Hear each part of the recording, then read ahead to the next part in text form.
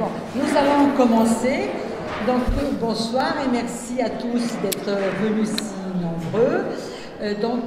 C'est une soirée qui est faite de deux parties, enfin qui a deux buts au départ. D'une part, c'est pour lancer notre glossaire Bienvenue, quelques mots pour le dire, que notre association Bilingue et Plus a créé et publié l'année dernière. C'était notre grande activité de notre association qui s'occupe surtout pour la promotion du bilinguisme sous toutes ses formes et sous n'importe quelle langue, aussi bien dans la sphère familiale en soutenant donc les parents qui veulent transmettre leur langue à leurs enfants, aussi dans le domaine scolaire en soutenant et en instaurant différentes activités, dont notamment la semaine des langues des enfants des écoles pour que ces langues soient reconnues, même si les langues ne sont pas les langues internationales qui ont un autre statut que les langues mineures. Aussi, nous avons nos activités au niveau de la formation en créant aussi un diplôme universitaire à l'Université Paris-Descartes, dont plusieurs membres de l'association participent, et aussi en faisant des formations auprès des professionnels de la petite enfance pour donner donc des outils pour finalement suivre, accompagner les enfants qui ont une autre langue que le français, mais dont les parents veulent garder cette langue. Donc, ce sont nos activités principales et aussi des activités comme celle-ci, comme le glossaire que nous avons publié l'année dernière, qui est destiné aux Français qui reçoivent les étrangers pour qu'ils puissent leur dire avec quelques phrases, et le glossaire est publié dans 14 langues avec le français et anglais, donc 12 langues différentes, pour qu'ils puissent dire quelques mots de bienvenue, juste pour lancer la discussion, la conversation avec les gens qui viennent d'ailleurs. Donc ce n'est pas un dictionnaire pour apprendre des langues, c'est vraiment c'est destiné aux institutions, les lieux sociaux, écoles et bibliothèques, pour finalement un peu entamer la discussion et le rapport avec les étrangers. Donc ça, c'est le lancement de ce glossaire. Et pour le lancer, puis lui donner une dimension aussi bilingue, internationale et littéraire, nous avons l'honneur et le plaisir d'accueillir 3 écrivains qui sont nés ailleurs et qui ont choisi le français comme langue d'expression. Eduardo Manet, qui est né au Cuba, mais qui écrit en français, vit en France depuis longtemps. Il va nous dire davantage les choses par rapport à cette question, être soi dans une autre langue. Qu'est-ce que ça veut dire pour les écrivains de ce type-là? Slimane Benaïssa, qui est né en Algérie et qui est donc auteur, dramaturge et aussi interprète, aussi bien en arabe qu'en français. Et Velibor Čolić, qui est né en Bosnie, qui vit en France depuis 25 ans au moins, c'est ça, et qui, quand il est arrivé en France comme immigré, il connaissait 3 mots, ce qu'il dit, et en français, c'était Jean-Paul Sartre.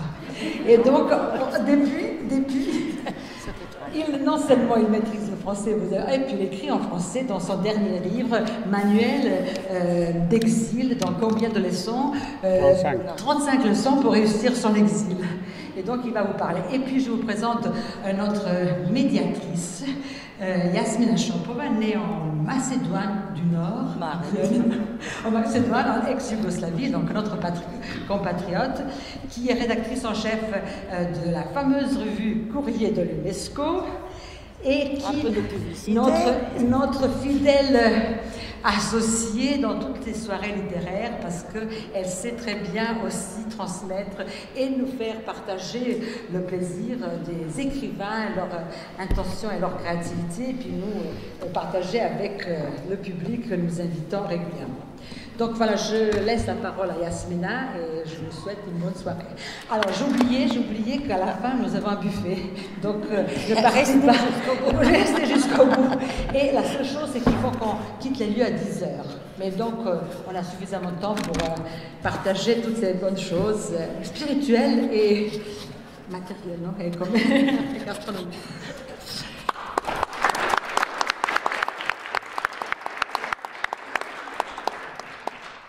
Merci beaucoup Ranka, merci à tous d'être venus. C'est un vrai plaisir de modérer ce débat où la parole sera avant tout à ces 3 écrivains. que je connais directement ou indirectement. Avec Slimane, on a déjà eu un débat en commun, réuni par Ranka également. Veli Borcioli, je le connais par la littérature. On a le bonheur d'être assis maintenant l'un à côté de l'autre. Et Eduardo Manet, je le connais très bien depuis 1997, mais il ne sait pas que je le connais. Alors, Eduardo Manet a écrit un jour un article sur l'or de Cuba, publié dans le courrier de l'UNESCO. Et c'était en 1997. Il y a un siècle. Voilà, c'était au siècle dernier. Et donc, j'allais dire que, mais Ranka a déjà dit qu'il était né à Cuba, et moi j'avais envie de dire, vous savez, Eduardo Manet vient du pays où il y a le plus d'or au monde, puisqu'il a fait une scène dans cet article, une scène imaginaire, dans cet article du courrier qui est très brève et que j'aimerais lire avant de lui céder la parole, et qui dit, voilà, permettez-moi de finir donc, cet article sur une scène imaginaire, une plage cubaine, un beau crépuscule flamboyant, un hamac tendu entre deux cocotiers. Un chef indien y est allongé, qui fume des feuilles de tabac. Deux belles indiennes l'éventent avec des palmes. Diego Velázquez, un conquérant espagnol entouré de ses soldats cuirassés et armés jusqu'aux dents, s'adresse à l'Indien. « Nous voulons de l'or », exige-t-il avec un fort accent castillan que je n'ai pas pu imiter. « De l'or », répond l'Indien avec son doux parler, mais d'un geste nonchalant, poli, élégant, il leur montre la mer, la plage, le ciel, le soleil. De l'or, Seigneur, voici notre or. Voilà le pays d'où nous vient Eduardo Manet, qui a passé une partie de sa vie entre 51 et 60 à Paris, avant de retourner à Cuba, de se consacrer au théâtre pendant de longues années, et puis de revenir en France en 1968, qui va devenir sa terre d'exil et de liberté, comme il aime le dire. Il est français depuis 1979, j'ai lu quelque part, et il écrit en français. Alors vous avez vu certainement dans l'invitation les très belles phrases, je ne vais pas vous les lire parce que vous avez eu l'occasion de les lire, qui viennent de lui et qui concernent son rapport à la langue maternelle, à la langue de sa nourrice, à la langue d'adoption qui est le français. Et juste, je terminerai avant de lui céder la parole par une de ces phrases qui dit « Écrire en français était pour moi une sorte de vocation », dit-il. Donc je vous laisse la parole, Eduardo, s'il vous plaît. Racontez-nous votre vocation d'écrire en français. Merci beaucoup. Écoutez, je vais commencer par un souvenir, puisque vous avez commencé par un souvenir des années d'un siècle. J'avais gagné un prix Carnel, que je ne me souviens pas très bien comment ça s'appelait, à la Martinique. C'était donné par les lycéens, c'était l'équivalent du concours oui. Des lycéens. C'est le concours des lycéens. Alors, je suis allé, des classes magnifiques, je connaissais la Martinique et la Guadeloupe, on m'avait invité plusieurs fois et admiré les professeurs et les élèves. Donc, je rencontrais une classe, et puis il y a eu un prof qui me dit il y a un jeune homme de 17 ans qui aimerait vous parler, mais il n'ose pas. Donc, je suis allé le voir. En fait, c'était un jeune poète. Il commençait à écrire, il voulait écrire. Il me dit, monsieur, je vais quitter la Martinique pour aller m'installer chez son oncle à New York pour faire des études en anglais. Donc, je serai obligé d'écrire en anglais. Et je voulais vous poser une question. Et il me pose la question du siècle. Est-ce que, quand on écrit dans une langue différente à celle de votre langue maternelle, vous ne perdez pas un peu de votre âme? Ça, c'était ça. Là, c'était tellement... Je ne savais pas quoi dire, j'ai dit n'importe quoi. Hein, non, on écrit, mais bon, vous savez... Voilà. Mais avec le temps qui passe, qui passe, qui passe, le temps passe. Comme disait Shakespeare, ça glisse sur les doigts.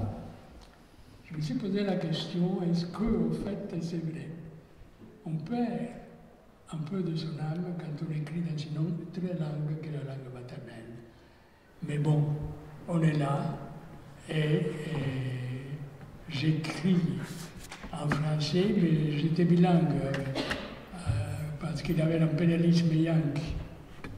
Donc j'allais au cinéma américain, j'écoutais et j'apprenais les chansons en anglais de l'époque, qui a commencé Frank Sinatra, la Divine Holiday, Billie Holiday, etc., etc.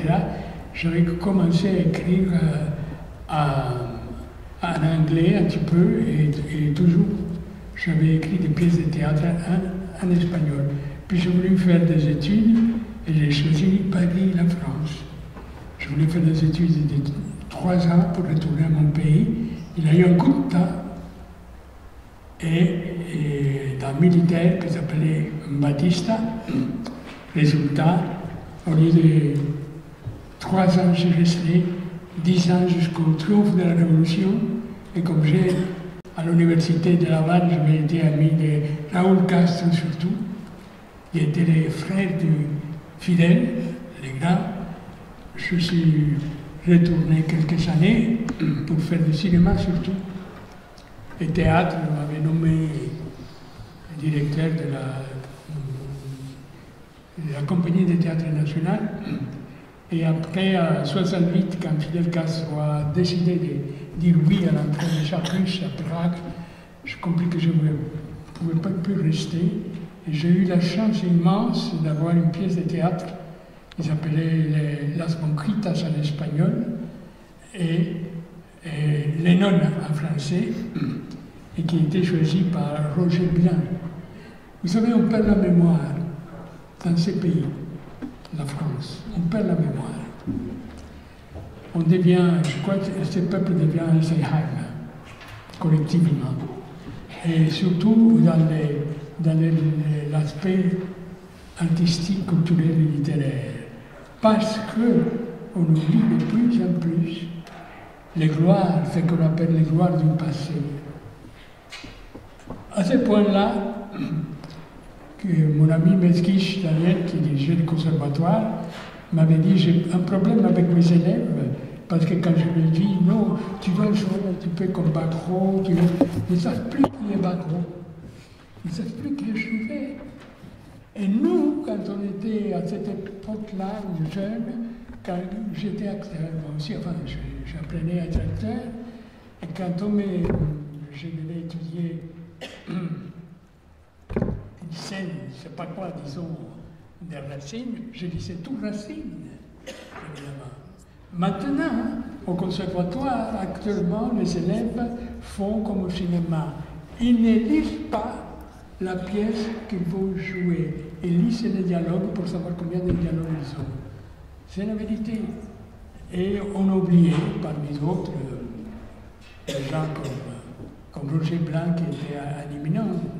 Il est un grand acteur, mais un metteur en scène très précieux, parce qu'il jouait très peu. Et tout le monde savait que Blanc jouait que les pièces qu'il aimait passionnément. C'était Les Paravents de Genet, Les Nègres de Genet, En attendant Godot. J'ai eu la chance d'avoir Les Nonnes, traduites en 37 langues, jouées partout, même à La Havane, l'année dernière. Mais le fait d'écrire, je crois que c'est le but de notre réunion, c'est de passer. Mon problème est un problème très particulier, c'est que j'aime toutes les langues. J'aimerais parler toutes les langues. J'aime beaucoup les grammaires des langues. Alors, vous allez croire que je suis fou, mais actuellement, j'ai mes livres, les grammaires de russe, d'allemand, d'anglais, d'italien, d'espagnol évidemment, et du portugais. Et je vais d'une langue à l'autre avec un autre problème principalement, c'est que je n'aime pas les accents. Je voudrais parler le français comme on parle à Tours, paraît-il. Alors j'essaie, comme vous voyez, j'essaie, je fais la pratique, je pratique tous les jours. Les chemises et les chaussettes, la chie du chaussettes sont sèches à la français. Les bijoux du bijoutier Julien Jacquemin sont très chers, assez chers, etc., etc. Et je fais la même chose dans plusieurs langues pour pouvoir parler sans l'accent. Mais pour écrire c'est autre chose. Et j'avais commencé à écrire en espagnol, mais hélas, comme j'ai quitté mon pays, j'ai commencé à écrire en français et j'ai trouvé ce plaisir d'écrire cette langue que vous avez tous et toutes. C'est une langue prodigieuse et très méchante, parce que très difficile. Toutes les langues, quand on veut bien écrire, c'est très, très, très difficile. On n'arrive pas à être Shakespeare, mais on essaye. Mais les Français, je ne sais pas si je suis capable encore d'écrire complètement, ça fait quelques fautes de temps, quelques fautes de ceci, cela, donc je passe toujours mes textes à des spécialistes qui me disent au cas où, et c'est ça que je fais à ce moment. J'écris une pièce qui est très curieuse, et c'est une amie, je vais finir par là parce que je ne vais pas prendre le temps de mes camarades, comme on fait souvent à la télévision, et c'est que j'avais un grand ami qui était dans la diplomatie française, et tout d'un coup on le nomme à l'ambassade de Cuba. Et j'avais été invité à Cuba pour assister à une semaine de théâtre français, donc en tant que français, on a joué les nonnes mais en espagnol. Et là, mon ami me présente sa femme que je ne connaissais pas, Dina Mendoza. Dina Mendoza est d'El Salvador. Si vous savez où c'est Salvador, bravo, parce que c'est un petit pays dans l'Amérique latine. C'est connu par le cinéma, on a fait même un film à Hollywood, El Salvador, parce que c'était l'horreur.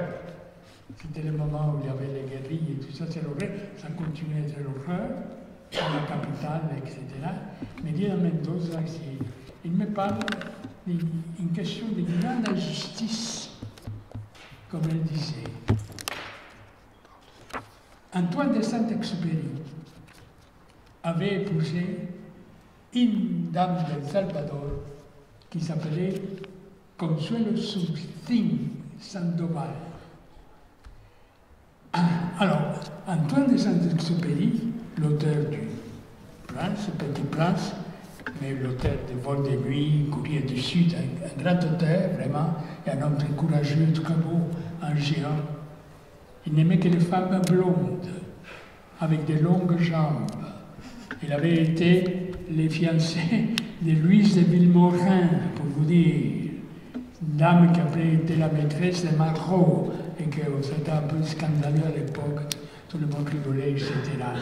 Mais Consuelo Subtín était petite, elle était d'El Salvador, richissime, mais elle avait eu deux maris, elle était veuve, très jeune, et puis par hasard, elle se rencontre à Buenos Aires, et là, elle tombe amoureuse, vont se marier, et ça va être ce mariage de haine et love and hate, parce qu'il s'est bagarré, il la trompait tout le temps, et tout ça, mais c'était même un amour. Mais toute la famille la détestait, les gens de Gallimard la détestaient. Et le cas, c'est que quand il y a une biographie, il y a un monsieur qui avait une biographie de Saint-Exupéry, il dit des horreurs de Consuelo Subtín, simplement parce qu'à la mort d'Antoine, elle a voulu premièrement qu'on cherche où il était tombé. Antoine, pendant la guerre, est tombé, on ne savait pas où. Elle voulait, même à De Gaulle, la supplier, chercher. Une fois qu'il est tombé, il est devenu un héros. Il est devenu le grand Antoine d'Exupéry, mais on s'en fichait éperdument où il était tombé. Bien des années plus tard, on trouve comment s'appelle, un monsieur, un marin, trouve pour les bras, comment s'appelle ça, qu'il y avait les noms de Consuelo et Antoine. Et on sait que l'avion est tombé par là, mais des années plus tard, on trouve l'avion, un seul avion. Et finalement, j'ai dit à cette dame, Dina, écoute, écris ton livre sur lui. Tout le monde a un livre en soi, je l'ai dit à vous toutes. Vous avez un livre en vous, vous-même, les livres de votre vie ou les livres de quelqu'un que vous aimez. J'ai dit ça à une dame un jour que je signais des livres et je lui ai dit, madame, vous avez envie d'écrire, écrivez. Il dit, ah, j'adore ma grand-mère. Elle dit, mais écrivez sur votre grand-mère. 2 années plus tard, je la retrouve en train de signer. Elle avait écrit un livre sur sa grand-mère. J'étais très heureux. Parce que vraiment, voilà, elle a écrit son livre. Ouais. Donc, Medina me dit, je suis incapable d'écrire un mot. Alors, je commençais à écrire une pièce de théâtre, Consuelo et Antoine. Ça a duré des siècles après, il a eu 5 exemplaires. Et finalement, j'espère qu'on va jouer la pièce que je suis en train de revoir. Parce qu'on parlait du théâtre de Paris. Je ne sais pas si vous le savez ou vous ne le savez pas. Il existe 2 sortes de théâtres. Les grands théâtres parisiens de boulevard, les théâtres, comme disaient les gilets jaunes, les théâtres des riches, c'est très cher. Et on présente que des pièces qui font rire, des one-man show, ou des classiques Molière avec Pierre Arditi, les pauvres, qui tombent en ruine, mais bon, personne ne sait encore. Je les connais, Pierre. Et un autre théâtre qui se joue toujours, presque toujours en dehors, ou dans un petit théâtre comme Belleville, où ma femme, qui est actrice, a joué une pièce sur Marguerite Duras, et maintenant elle va jouer dans un autre. Et dans ces théâtres qui sont en banlieue ou qui sont en province, on fait un très beau théâtre. Un très beau théâtre, mais avec des acteurs très bons la plupart du temps, ou une grande majorité, mais ils ne sont pas connus parce qu'ils n'existaient pas, ils ne passent pas à la télé. Ils ne passent pas par la télé. Alors figurez-vous que le producteur possible de la pièce a trouvé un très beau théâtre nouveau à Paris qui s'appelle Tour Eiffel. Je ne connaissais pas. Tour Eiffel existe depuis un an. Un des plus beaux théâtres de Paris. Et justement, puisque nous sommes... oui, vous voulez, parce que j'allais passer la parole, puisqu'on parle de théâtre, nous avons aussi avec nous... on pourra continuer un petit peu, on reviendra après. Donc J'ai fini là, simplement. Oui. Dans le sens que ce beau théâtre dit que les théâtres, en fait, certains théâtres, il faut payer, il faut les louer. Très cher. Et ils sont rarement coproducteurs. Ce théâtre va être coproducteur en principe parce qu'il y a une star de la télé. J'ai réussi à faire un personnage qui s'appelle le journaliste. Il s'appelle Patrick Poivre d'Arvor. Et parce qu'il y a Patrick Poivre d'Arvor qui présentait le journal de Dutin, il est devenu une star. Et il est très bon, Patrick, d'ailleurs. Il est très bon. En fait, c'est un acteur comme Chazal, sont des présentateurs qui sont des acteurs, parce qu'ils parlent au public et ils sont là. Et donc Patrick fera un rôle de journaliste dans là, mais c'est la situation actuelle du théâtre. Mais en refaisant la pièce, la réécrivant encore, je parle au fond de ce plaisir. J'ai perdu mon âme peut-être, mais le plaisir d'écrire en français est devenu. Alors en essayant les dialogues, c'est très bien, les dialogues c'est très difficile. Hein. Un bon dialogue, un dialogue un peu difficile. Alors justement, nous allons passer maintenant à Slimane, parce que Slimane est non seulement homme de théâtre, mais aussi, pour ce que vous disiez, Eduardo, c'est par rapport à la langue. Slimane est considéré comme celui, alors vous me direz si je me trompe, qui a vraiment introduit l'arabe dialectal dans le théâtre. et pour le rapprocher justement, pour parler au peuple avec la langue du peuple. Et donc il a aussi participé à beaucoup de conférences, dont certaines ressemblent certainement à celles que nous avons ce soir, à des débats sur des thèmes qui sont proches de notre débat de ce soir, qui est langue et exil. Alors, lors d'une... vous êtes allé au Canada, je ne sais plus exactement quelle année, vous avez dit, du moment que je vais à l'autre bout du monde et que je parle de ma langue, ça veut dire que finalement on n'est jamais vraiment totalement exilé, on est avec sa langue. Ça c'est une phrase qui m'a beaucoup frappée, sur laquelle vous pourriez enchaîner tout à l'heure. Et puis une autre phrase m'a frappée dans un autre contexte un peu plus solennel, j'avais l'impression, c'était une grande conférence, vous avez dit qu'en Algérie, le problème c'était que les langues étaient cloisonnées, c'est-à-dire vous avez le français qu'on considérait comme la langue du colonisateur, vous avez le tamzi qui est la langue du peuple, et vous avez l'arabe qui est supposé unifier le peuple. Et vous dites cette phrase, le problème en Algérie, c'est que les langues ont été mises dos à dos. Et j'ai l'impression que tout ce que vous faites dans la vie, c'est de les mettre face à face. Alors je vous laisse nous parler de cela. Merci beaucoup, bonsoir tout le monde. C'est vrai que je vais commencer aussi par une anecdote, hein, comme ça. Quand j'apprenais l'arabe et le français, on apprenait l'arabe et le français en même temps, pendant toute ma scolarité jeune, et on avait un mot pour dire en arabe, un gosse qui n'évolue pas beaucoup, on disait qu'il est né avec quelque chose en moins. En arabe, on dit une Z avec quelque chose qui lui manque. Et quand j'ai appris le mot néanmoins, je n'ai pas pu le défaire de cette définition. J'ai eu d'énormes difficultés ensuite à utiliser ce néanmoins. Parce que pour moi, c'était selon la définition arabe, c'est resté là-dedans. Ça, c'est pour l'anecdote. Mais moi, je suis trilingue, je parle le berbère, donc l'arabe et le français. Mais malheureusement, pour moi, je suis né à une période historique où ces trois langues étaient en guerre. Autant le berbère était en guerre contre l'arabe, autant l'arabe était en guerre contre le français. Et malgré le fait qu'on soit arabe, donc on devrait aimer l'arabe, mon père, quand on avait de mauvaises notes en français, c'est là où on recevait la tannée. Donc il fallait comprendre tout ça. Et on a grandi dans ces langues mises dos à dos. Toute ma démarche d'écriture est d'apaiser ces langues en moi. Apaiser ces langues, ça m'a éduqué d'abord sur la démocratie. Ça m'a éduqué à être en paix, à essayer tout le temps d'être en paix, en essayant simplement de mettre en paix ces langues. Mais il se trouve qu'il fallait inventer un théâtre pour l'Algérie indépendante, et la seule langue qui fonctionnait était effectivement l'arabe dialectal, la langue maternelle à tous, qu'ils soient kabyles ou autres.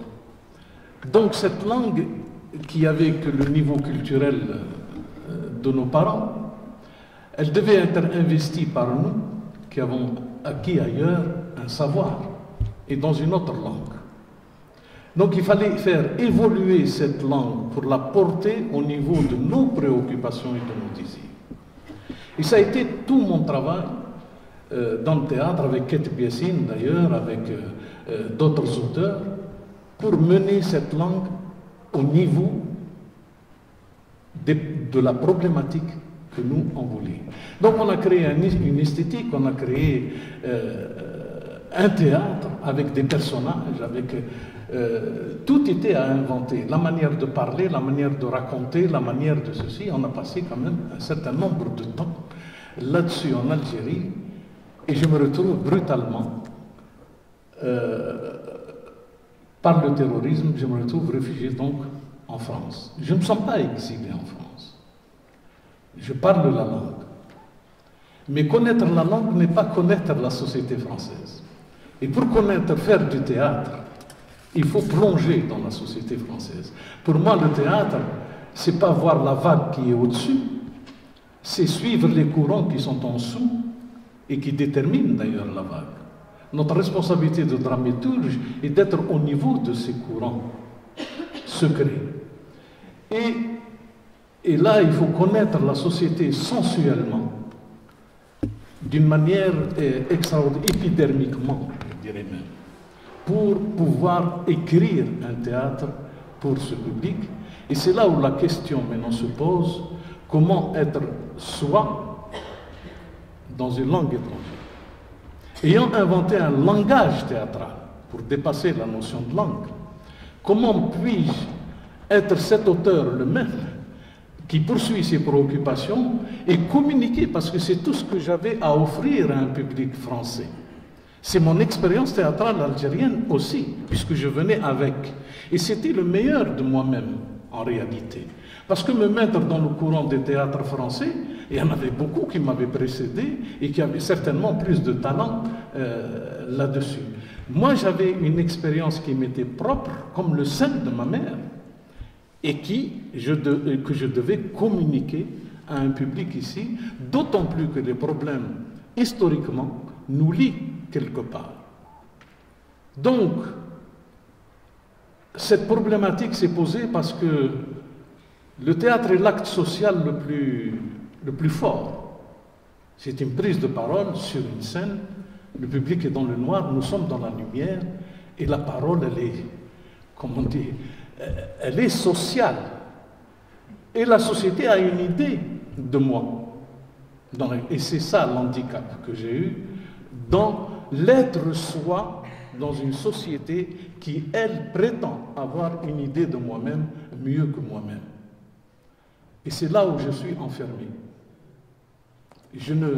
D'ailleurs, beaucoup de théâtres, beaucoup de romanciers, beaucoup de gens qui ont écrit en France sur leur propre pays, mais selon les codes d'appréciation français. Ce n'est pas un apport extérieur. Moi, je voulais être en soi, c'est-à-dire je ne voulais pas faire un théâtre d'exil. Pour moi, le public français était le même que l'Algérien, il fallait que je me parle avec lui de ma réalité qui sera reconnue par tous les Algériens. Et ça, c'était difficile. Moi, je suis capable, je pense, dans 15 000 langues, à être moi-même tous les jours, face à n'importe quel autre. Mais dans l'expression théâtrale, dans la production, il est difficile parce que nous partons sur des conjonctures, sur des relations qui sont très compliquées et qui fourvoient souvent notre être. C'est là où on lui pose la question, est-ce que tu as vendu ton âme? Elle se met dans la balance, l'âme. Elle est sur la balance. Elle est en tous les cas discutée. Et ce n'est pas un problème d'identité, de personnalité. Moi, je pense qu'en faisant mon théâtre en Algérie, je partais d'un espace où je recherchais l'universalité. Je recherchais l'autre, quel qu'il soit. Et je croyais qu'en venant avec ça, j'allais rencontrer l'autre. Et j'ai malheureusement vu cette historique ou cette conjoncture. Moi, je pense que les jeunes Algériens aujourd'hui qui parlent le français n'ont pas ces problèmes. Mais cette conjoncture historique a fait que moi j'ai vécu ça et que je devais assumer historiquement en tant qu'auteur. Et pour les miens, et pour la France, à laquelle je dois les valeurs. Si la langue maternelle m'a donné la sensualité de mon écriture, la sensualité de mon écriture, la langue française m'a donné la liberté. J'ai appris la liberté avec la langue française. Mais toute ma sensualité, je l'hérite de l'odeur du palmier, du désert, du sein de ma mère et du petit lait, même si j'apprécie les bons vins. Là, c'est ça ma double culture profonde. Mais voilà un peu la difficulté à être soi dans une langue étrangère. Merci.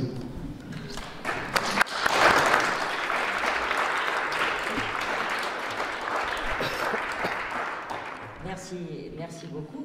Avant de parler avec Velibor, vous me permettrez de revenir une seconde sur le courrier le courrier de l'UNESCO pour citer un auteur qui était également en exil et qu'il est aussi dans sa langue. Il vient de l'île Maurice, c'est une région qui nous manque ce soir à la table, donc je vais l'introduire avec une phrase, parce que j'ai trouvé que cette phrase correspondait très bien à un état dans lequel Velibor se trouvait il y a quelques années. Alors, que je retrouve ma phrase. Je ne considère pas l'exil comme une douleur, parce que ce n'est pas seulement partir de son pays pour aller ailleurs, c'est aussi marcher vers soi. C'est décider de se connaître et de s'habiter. Après avoir vécu ses propres démons et merveilles, on a besoin de savoir qui est l'autre. Mais un impératif demeure, se connaître d'abord. Après quoi, l'exil se change en investigation. C'est une plongée dans la géographie intérieure de l'autre, en se gardant surtout de jamais céder à la tentation de vouloir qu'il soit un portrait de soi, sous prétexte d'uniformiser certains détails. C'est Édouard Monique de l'île Maurice. Donc j'ai pensé à Velibor quand je relisais ça. Nous avons publié cet extrait récemment dans un numéro du courrier de l'UNESCO. Et j'ai pensé à Velibor parce que, effectivement, enfin, dans les années 1980, en 1992, en plein été, le voici, d'après ce qu'il raconte dans ses livres, hein, on ne s'est jamais parlé, lui et moi, jusqu'à maintenant. Il arrive à Rennes, à la gare de Rennes, il pose sa valise et il regarde la terre, sa nouvelle terre, dit-il, et je regarde ma nouvelle terre. Puis peu de temps après, il débarque dans un foyer de demandeurs d'asile, où toute la misère du monde s'est donné rendez-vous, et où, pour la première fois, on lui parle normalement, en le regardant dans les yeux, ce qui n'était pas le cas jusque-là, quand il est arrivé, parce qu'on lui disait « Toi, attendre ici, hein, c'est bon, miam, miam, c'est bon ça, faut manger ». C'est ce qu'il raconte. Donc on lui parlait comme ça, tout simplement parce qu'il venait d'un autre pays, et c'est vrai qu'il ne parlait pas la langue. Pardon. Et puis cette femme qui l'accueille et qui lui parle, enfin quelqu'un qui lui parle normalement, qu'est-ce qu'elle lui dit? Eh bien, nous avons des cours pour adultes analphabètes et vous allez vous inscrire. Alors voici Velibor Čolić devenu adulte analphabète et qui dit ah non, non, non, I am a writer. I am a novelist. I have bac plus 5. Et on lui dit, ben non, tu recommences à zéro, là tu recommences une nouvelle vie. Et bien c'est ce qu'il a fait. Et dans cette nouvelle vie, il a publié une bonne douzaine de livres, de romans en français. Alors je ne sais pas à quel moment il a commencé à écrire en français, c'est ce qu'il va nous raconter, et puis bien plus que ça. Merci. Très bien.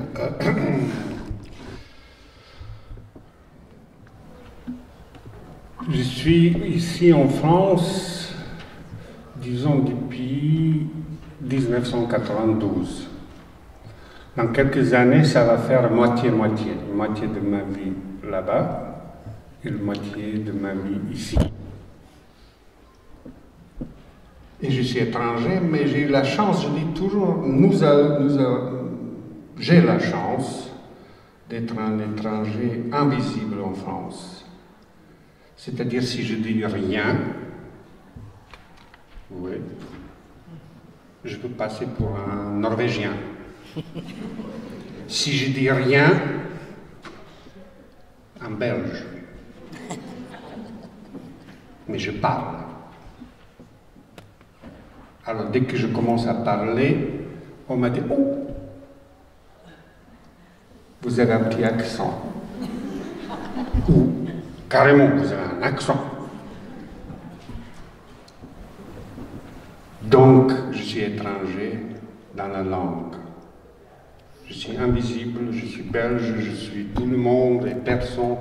Dès que je commence à parler, je deviens étranger. Être étranger en France, je dis toujours, chacun son étranger. Et une dizaine d'années, salon de livres à Lille, les ch'tis. À l'époque, on ne savait pas qu'ils sont ch'tis, on attendait le film. Une jeune fille, j'essaye, ça marche pas, j'essaye, ça marche pas, j'essaye, ça marche pas. Elle m'a dit, t'es un plouc belge. Je dis, pourquoi belge? C'est juste un peu non plus. Plus récemment, donc l'île étranger belge. Plus récemment, en Bretagne où j'habitais, je m'arrête dans un bar tabac, comme ça. Petit patron, il dépasse à peine. Comptoir me regarde, il n'y a personne. Il dit to be or not to be. Je dis pardon. Il répète to be or not to be. Qu'est-ce qui se passe? Il me dit c'est tout ce que je sais dire en anglais et vous êtes visiblement un Irlandais. Visiblement belge, visiblement irlandais. Donc plus sérieusement, moi j'arrive en France parachuté par espérons la dernière grande tragédie européenne qui était les guerres successives dans mon pays ex-Yougoslavie, la Slovénie, la Croatie, la Bosnie, 2 guerres de Kosovo. Bordel, j'arrive parachuté, j'arrive de nulle part. Heureusement, on ne se connaît pas, mais vous prenez ça comme une métaphore. Heureusement, je suis blanc. Je pose mon sac, et c'est le moment crucial dans ma vie, finalement. Ce n'est pas mes pieds, mes jambes, mes fesses, c'est le moment où mon pauvre sac, yougoslave, touche la seule français. Je me dis, waouh, t'es réfugié. T'es plus ni frère, ni père, ni écrivain, ni grand, ni beau, ni gros, ni les oreilles décollées. T'es tout simplement réfugié. Il faut imaginer la violence. Compresser tout ça, le frère, les écrivains, le grand, le petit, le gentil, compresser, réduire un seul mot, le réfugié. Deuxième claque, mais monumentale, je me trouve illettré. Un homme adulte qui parle mal, qui ne comprend rien, qui n'arrive pas à faire comprendre, c'est un con. Un enfant, on peut le corriger, on dit, j'ai un épisode avec un lapin et le pain, vous voyez, c'est pas terrible. On peut dire à la gamine 4 ans, ben non, on dit le pain et lapin, c'est un animal, un adulte. Et même les gens, et c'est vrai, quoi, ça c'est vrai, même les gens bien attentionnés, quand j'étais l'hiver 92, j'appelle ça PDF, plusieurs domiciles fixes, QDF, quelques domiciles fixes ici, pas loin à Paris. Même les gens bien intentionnés, les petites dames qui nous donnaient à manger, de Securitas, Je disais à l'époque, je m'habille chez ABN Pierre, grande marque. Parlait très fort et pas en phrase complète avec nous. Donc c'est vrai, il disait manger, bon. Et c'est le test ultime, une parenthèse, c'est le test ultime. Comment nous parlons avec l'étranger? J'habite à Strasbourg et régulièrement, j'ai failli dire un groupe de touristes, disons japonais, mais de l'Europe, me demandent où est la cathédrale. Moi je parle français, très fort. Tout droit, à gauche, et voilà. Les Japonais qui me regardent. Vous n'avez rien compris. On hausse le ton. Chez moi, dans toute ma vie adulte qui se passe en France, j'ai mené le même combat. Au moment où je pose mon sac yougoslave, Yassa, nous on connaît la marque, et je me suis senti dans la gare de Rennes. Ne me demandez pas pourquoi Rennes, sauf qu'il peut. Je me suis senti comme un tout petit animal effrayé, chassé par tout le monde. Mon manuel d'exil, mon apprentissage, c'était la quête de verticalité de l'homme. Cet ongle entre un animal effrayé et l'homme vertical, je le remplis avec la littérature. Cet ongle entre le réfugié moins que rien et l'écrivain français, je remplis par la langue française.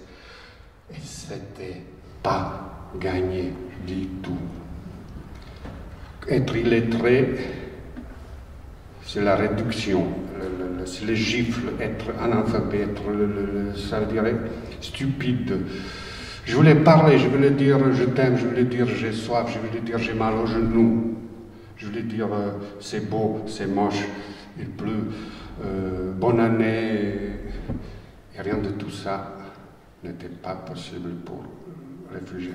Apprentissage, il y a un proverbe qui dit c'est quoi la vie? 100 fois tomber et 101 fois se lever. Je commence modestement par très très modestement, par mon foyer de demandeur d'asile à Rennes. Un beau jour, on a rempli le feuille comme quoi on nous illettrés. On a rempli. Je dépose devant notre prof. Elle m'a dit, attendez, on parle anglais. Elle m'a dit, attendez, vous avez mal rempli. Nom, prénom, date de naissance, mais je dis, comment? What? What? Elle m'a dit, il y avait un petit truc qui dit, votre rubrique projet, mon projet en France, vous avez écrit concours. Quel concours? Non, madame, je dis, j'ai écrit concours. Elle m'a dit, ah. Quel est votre projet? Ah, elle m'a dit, en attendant concours, vous êtes un illettré de base. Donc je reviens. Et juste pour finir, oui, tout se passe chez moi dans la langue.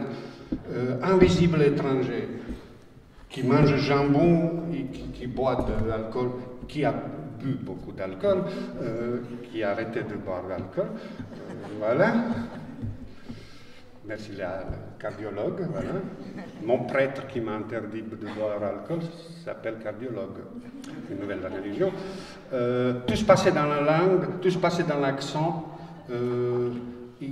Combat, remplir. L'exil pour moi c'est vide. L'exil pour moi c'est l'homme effacé. Remplir par la littérature, malgré mon accent. Finalement, pour finir, il y a une quinzaine d'années, l'ambassade de France de Sarajevo m'invite que je travaille un petit peu avec l'étudiant là-bas et je suis très content. Je lui dis, bah tiens, enfin tu es un petit peu chez toi. Je suis de Bosnie, donc Sarajevo c'est notre capitale. Je me balade, personne ne me connaît, je connais personne. Il manque quelques hommes là-bas quand même, de tous les côtés. J'attends, je vois le copain de fac, dit c'est toi, c'est l'autre. Comme on fait tout de suite première bistrot, et là on commence des oranginas. Une orangina comme ça. Ouais, c'est très balkanique orangina. Et à un moment, dans ma petite tête, si vous permettez cette métaphore, je me suis dit, waouh, voilà enfin, tu es dans ton pays, dans ta ville, avec ton copain, dans ton bistrot, et tu parles ta langue maternelle. Sauf qu'à un moment, lui m'a dit, attends, Velibor, comment tu parles? Qu'est-ce qu'il y a? Il m'a dit, t'as un accent. Et en rentrant chez moi, en France, ça j'aime bien, je veux dire encore. Et en rentrant chez moi en France, chez moi, voilà, Marine, si tu nous écoutes, en rentrant chez moi en France, je me suis dit, voilà une de définition, pas entièrement, pas dans l'absolu, voilà une de définition d'étranger, c'est d'avoir accent partout, y compris chez soi. Excellent. Ayons des accents. Parfois que je remplis maintenant dans l'administration, nom, prénom comme ça, nationalité, je dis si je mets l'homme avec accent, je ne sais pas si la police accepte.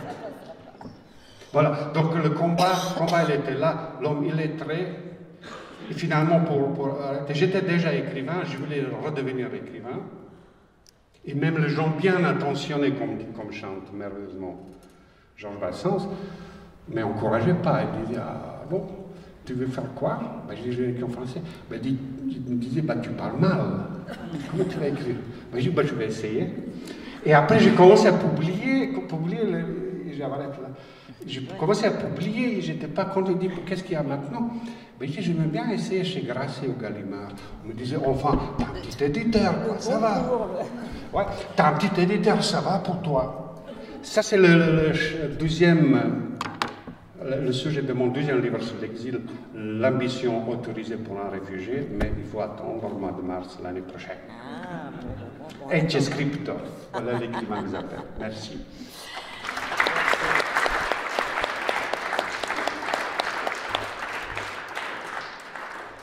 J'ai une question banale, juste pour compléter un petit peu l'image. À partir de quand vous êtes mis à écrire en français? Parce que je sais que vous avez écrit depuis toujours en français aussi, non? On est né avec le français. Voilà, c'est ça.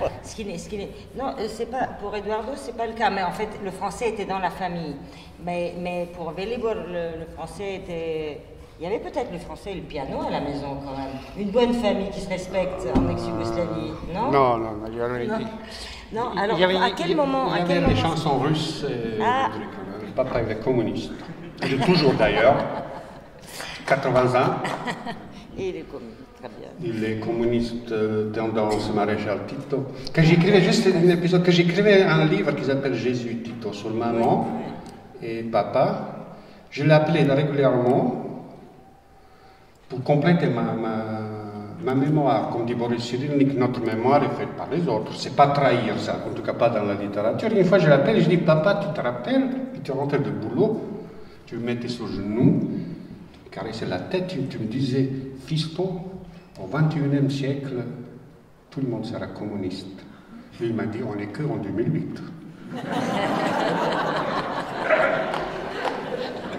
Donc non, le français pas...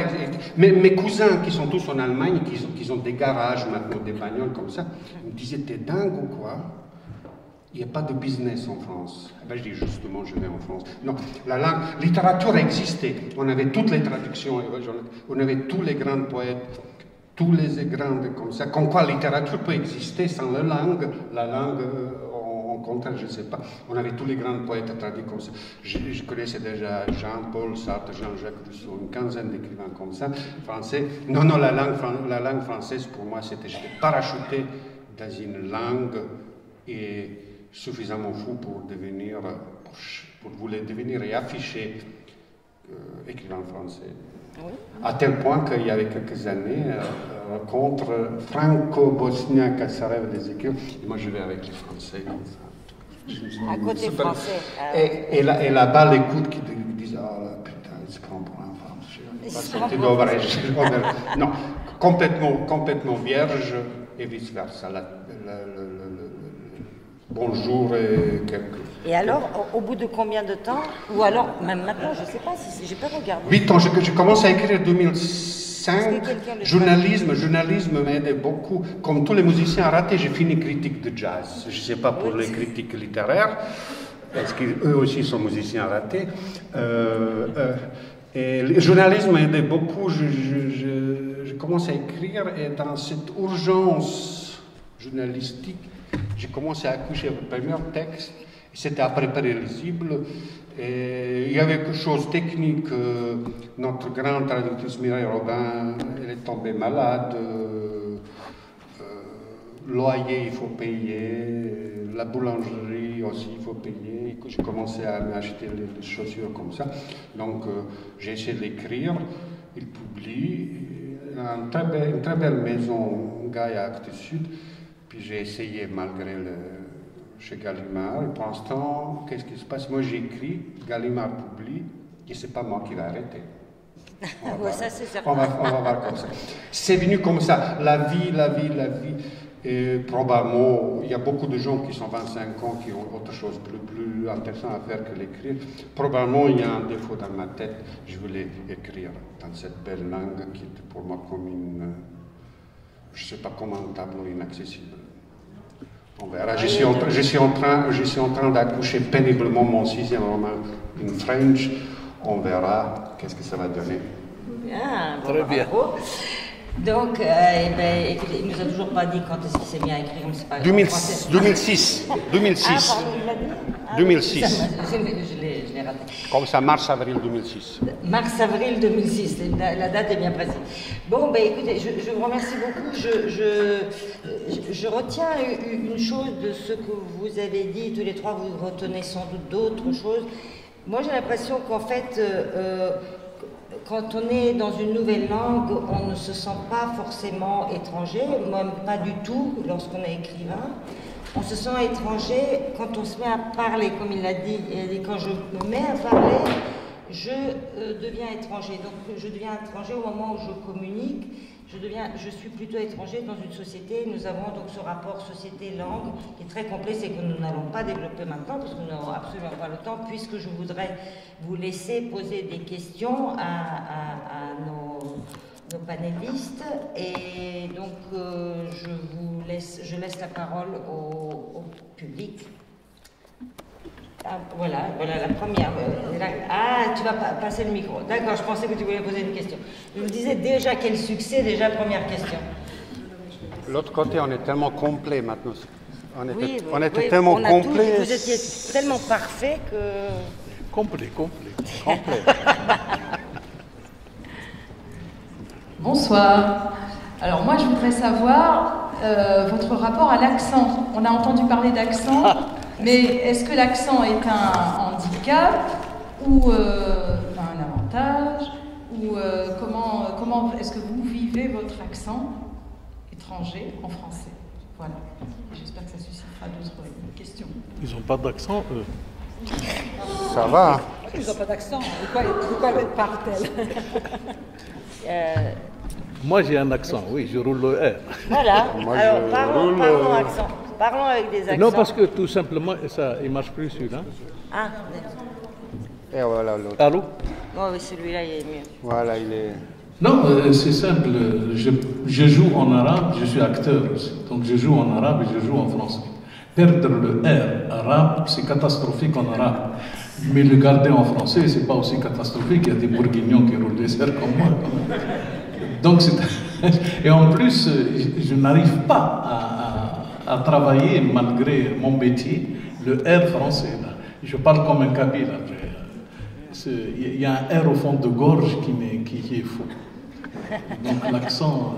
Et moi, j'adhère, il me pardonnera, j'adhère à la phrase de Picasso. Il dit parler une langue étrangère sans accent, c'est être perroquet.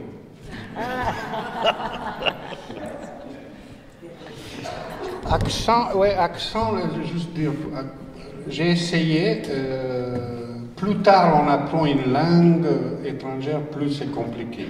Ça, c'est sûr.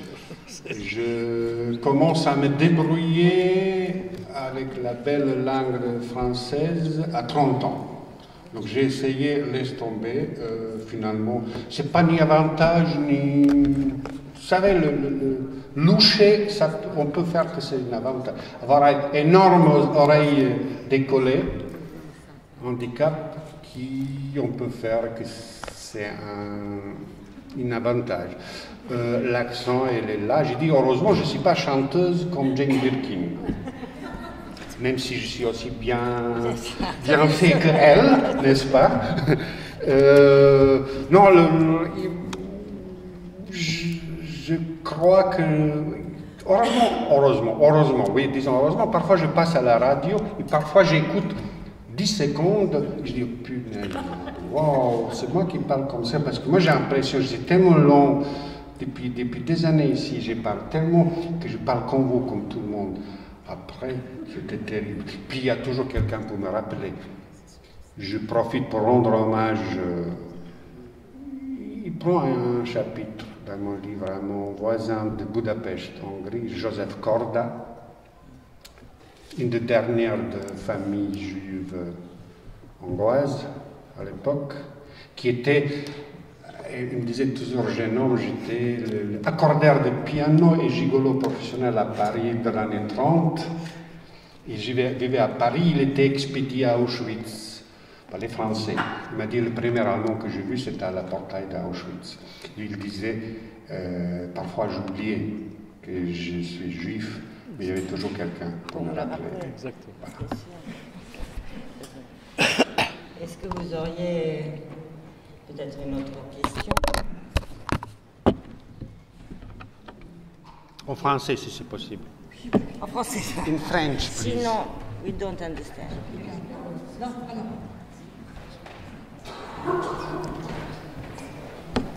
Bonsoir et merci beaucoup pour vos histoire, pour ce partage. Je suis juste un petit peu triste par rapport à votre vision du théâtre français. J'aimerais savoir, Eduardo Monet, pourquoi vous avez cette vision du théâtre aujourd'hui. Parce que pour moi, il y a un troisième type de théâtre par beaucoup de gens qui aiment le théâtre et qui font des choses extraordinaires, mais c'est des amateurs. Donc, voilà, ils font ce qu'ils peuvent. Donc, si vous voulez bien dire pourquoi vous pensez qu'il n'y a que deux types de théâtre. Dont il a vanté les mérites de l'un, quand même. Donc, d'accord, un instant. Comme vous avez parlé du théâtre tout à l'heure, vous avez dit qu'il y avait deux types de théâtre. Qu'il y en avait un qui était, que vous avez critiqué, et l'autre, vous le voyez d'un meilleur œil. Et vous demandez pourquoi il y a un autre théâtre avec des amateurs, etc. Quand vous avez cette image négative du théâtre. D'accord. Oui, madame. Il y a deux sortes de théâtres, évidemment, à Paris. Premièrement, il y a les théâtres. Si vous ouvrez l'officiel des spectacles, vous voyez qu'il y a comme 150 salles à Paris. Mais ces 150, il y a des théâtres comme Marigny, comme le théâtre qui est tout près d'Antoine, etc., qui sont des théâtres, pour commencer, extrêmement chers. Il n'y a que la bourgeoisie qui peut actuellement, je parle actuellement, d'aller payer ces théâtres chers. Et donc, si vous payez cher une place, vous avez les droits, et c'est votre droit, c'est pas une critique, d'attendre qu'on vous amuse ou qu'on vous intéresse. Et c'est ça qu'ils essayent de faire, d'ailleurs. Ils présentent des grands comédiens, je dis Pierre Arditi qui joue Molière, ou un one-woman show comme Romanov, etc., etc. Parce que les places sont très chères. Rarement, il arrive à, comme quand je suis arrivé à Paris la première fois, où il existait des théâtres qui étaient à des places vraiment qui pouvaient être des places même du même prix à peu près que les cinémas. Donc ce théâtre, c'est un théâtre qui présente parfois des spectacles très bons, mais parallèlement, il y a, je vous dis, des petites salles qui ont du mal à vivre et à survivre, et parfois présentent des spectacles très bons, que parfois ils sont des succès aussi, mais dans un théâtre des Parisiens, je parle d'Antoine par exemple, il y a un succès et les succès peuvent durer une année, 2 années, 3 années. Dans les autres petits théâtres, comme le théâtre de Belleville, qui est très bien à Belleville, il y a 3 spectacles par soir. Alors, les acteurs, les comédiens, qui parfois sont formidables, se cavalent les uns avec des autres pour jouer. Bien. Et parallèlement, il y a des théâtres dans toutes les villes et des théâtres dans les banlieues aussi, qui sont des théâtres parfois très beaux et de grande qualité et qui sont accessibles au public du point de vue d'entrée. Donc c'est destiné en principe aux gens qui ont peu de moyens, donc, qui vivent à Bobigny ou à Saint-Denis, aux étudiants, beaucoup de places pour les étudiants. Donc c'est pour cela qu'il y a une sorte de parallélisme.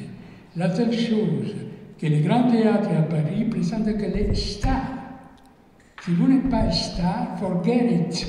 Vous ne jouez pas dans un théâtre à Paris. Ça existait depuis Sarah Bernard, qui a eu son propre théâtre. Quand on est une star, on peut avoir un grand théâtre. C'est-à-dire qu'il a une continuité, c'est pas nouveau ça. Donc voilà. Mais par ailleurs, il y a les théâtres dans lesquels on présente des pièces qui sont très bonnes, peut-être même des pièces algériennes. Et ce théâtre, c'est destiné aux gens qui habitent dans les banlieues ou dans les petits quartiers.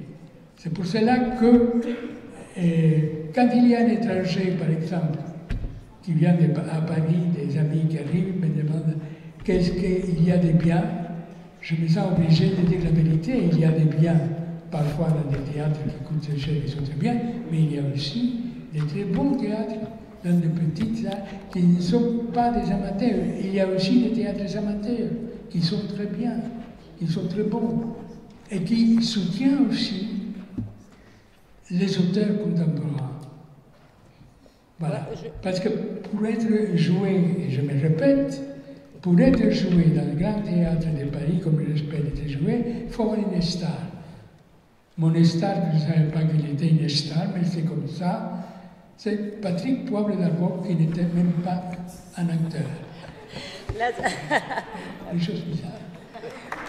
Merci beaucoup. Il ne marche pas ce micro. Merci beaucoup, Eduardo. Parmi nos écrivains, j'en vois un seul qui a pris un livre. Bellébol, est-ce que vous voudrez nous lire un petit extrait, puisque vous avez pris la peine en français et avec accent, s'il vous plaît. Il est en poche, sinon le grand qui ne va pas porter. Oui, très bien. Je vais le lire. Voilà, ça c'est l'édition en poche. Comme ça, en poche, je vais lire une phrase sur deux. Non, 5, lignes. Donc le livre s'appelle Manuel d'exil, comment réussir son exil en 35 leçons. Je dis toujours 35 leçons selon l'organisateur et 3 selon la police. Il y a toujours un petit décalage. Attendez. Voilà, je vais lire juste, j'essaie de rendre hommage à un peuple qui est bouc émissaire éternel, en tout cas en Europe, les Roms, les Tziganes. Là, c'est un petit extrait d'un chapitre où je suis dans le foyer de demandeurs d'asile, où je croise un homme qui vient de Macédoine, qui est Rome et qui s'appelle Mehmet Bayrami. Un matin pluvieux, une longue et belle voiture allemande est garée devant notre foyer. Son propriétaire est un certain Mehmet Bayrami, un tzigane fort, noir comme le charbon. Il porte une chemise blanche et un costume à l'ancienne, des chaussures bien cirées et une bouteille de la bière à la main. N'importe quel branleur, n'importe quel adolescent boutonneux peut être triste. La tristesse n'est rien, mais pour être pessimiste, mon cher Bosniak, là il faut être un peu plus lucide. Des liens compatriotiques, tous les deux nous sommes ex-Yougoslaves, me reproche de Mehmet. Il me traite comme son fils, et moi je suis toujours prêt à lui rendre service, aller chercher ses cigarettes et sa bière, passer un coup de chiffon sur la table de sa chambre, vider les cendriers. Tu es jeune, me dit-il, un après-midi particulièrement long et vide. Pourquoi tu traînes avec tous ces miséreux? Je suis écrivain, j'engage l'expérience. Au fait, Mehmet lève la tête. Tu as quel âge? 28. J'ai 28 ans. Eh bien, mon petit, sourit-il, à ton âge, j'avais déjà 33 ans. Alors il me donne quelques vraies leçons. Le vrai manuel d'exil, ce n'est pas le petit écrivain, c'est l'homme qui a bien vécu. Je vais profiter pour vous lire quelques-uns, sait-on jamais. Première leçon de Mehmet Bayrami s'appelle « Comment faire ses courses ». Tu sors dans la rue piétonne, la rue principale, la rue la plus fréquentée, tu attends que la première grosse maman africaine arrive. Ensuite, tu te faufiles derrière elle, discrètement, tel une ombre. Là où elle fait ses courses, c'est garanti mon cher ami. Ou un petit dernier, voilà, qu'est-ce qu'il y a? Voilà comment il a fabriqué, est-ce que ça m'intéresse? Comment il a fabriqué la fausse monnaie et combien ça coûte en vérité un billet de 100 francs. J'ai un cousin près de Lille qui a conçu la machine idéale pour fabriquer les vrais faux billets. Indétectable, résistant. Son problème est le coût de la fabrication. Tu vois, Mehmet, il me dit, pour fabriquer un billet de 100 francs, ça nous coûtera 120 francs. Ou voilà une petite dernière. Après, il explique, voilà. Comment vendre, il y avait un autre business, comment vendre les pilules roses et bleues. Mon premier business en Belgique, c'est toujours lui qui parle, était basé sur une idée géniale. Je vendais par correspondance aux futurs parents 2 sortes de pilules. Le bleu, s'il désirait avoir un garçon, et le rose pour une fille. C'était de petites vitamines et de sucre, rien de sérieux, rien de dangereux pour la future maman. J'étais très honnête, satisfait ou remboursé. Et de l'autre côté, le calcul était simple. J'avais toujours 50% de chance de tomber juste. Une petite dernière, vraiment pour l'exil. Savez-vous comment et pourquoi il faut toujours passer par la Pologne? Dans tes déplacements en Europe, tu tombes toujours sur une frontière. Sans ainsi, rien à faire. Rien que dans notre pays, la Yougoslavie, on a aujourd'hui au moins 5 voire 6 États. Ma géographie personnelle m'a appris que le plus beau voyage commence là où les douaniers sont corrompus. À éviter donc l'Allemagne, la France et l'Autriche, à conseiller la Pologne, la Hongrie, la Bulgarie et tous nos pays ex-yougoslaves. C'est pourquoi, où que j'aille, Italie, Belgique, Suède, France, je passe systématiquement par la Pologne. Merci.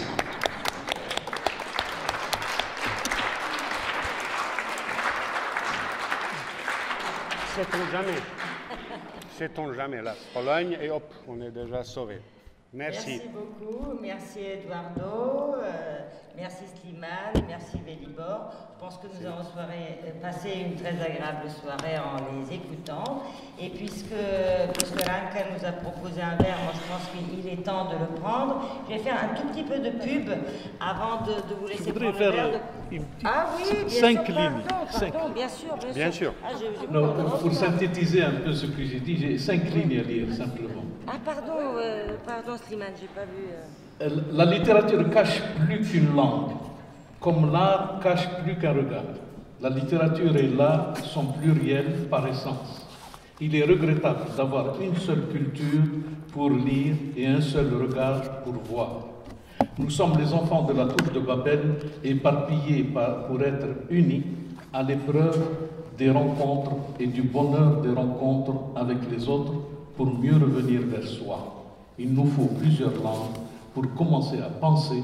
Il nous faut plus que jamais plusieurs langues pour enrichir la paix.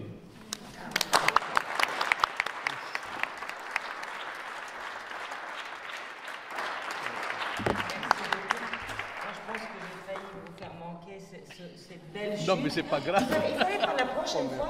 Slimane, il faut prendre un livre comme ça, je verrai. Ah, non, j'ai pas ramené de livre. Là, la prochaine fois, un livre comme ça, je verrai et je vous donnerai la parole pour une petite lecture. Donc, voilà. Donc, Ranka va préparer à boire, à manger, s'il te plaît. Non, je vais pas. Je voulais juste vous présenter à la fin le courrier d'UNESCO, puisqu'on parle de multilinguisme, de bilinguisme et ensuite de multilinguisme. Le courrier est une revue dont je m'occupe et qui existe en 10 langues. Donc on me dit qu'on l'utilise pas mal aussi dans les cours de traduction, à différents endroits dans le monde. Même il sort en espéranto. Donc on m'a dit que vraiment il était très utile pour l'apprentissage de l'espéranto. Très beau pays. Nous l'avons visité l'année dernière tous les deux, n'est-ce pas? Oui, très beau pays espéranto. Et voilà, donc j'ai apporté quelques exemplaires. Le dernier numéro est consacré aux cultures, langues et savoir-faire autochtones. Et dans celui-ci, il y a une double page sur l'exil, sinon c'est consacré à la culture. Donc, qui veut se sert. Et puis voilà, ici, si vous voulez savoir un peu plus sur ce qu'est le courrier et vous abonner gratuitement en ligne, vous pouvez prendre ça. Merci. Et je vous remercie encore une fois. Je vous remercie encore une fois.